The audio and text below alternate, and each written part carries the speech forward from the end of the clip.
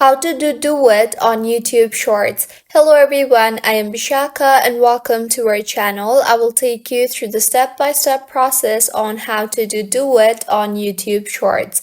Now let's get right into the tutorial. Firstly, go ahead and open the YouTube application on your device and further, open the shorts you want to do duet of.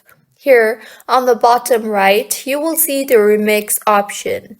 Tap on that and further tap on the cut this video option.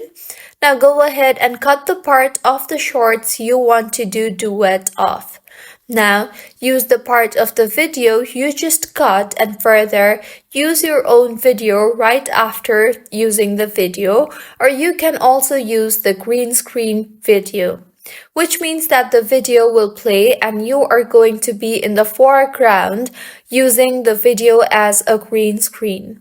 So select the best suited option for you between these two and just go ahead and be creative with whatever option you choose to make duet of, and this is how you can do it on YouTube Shorts.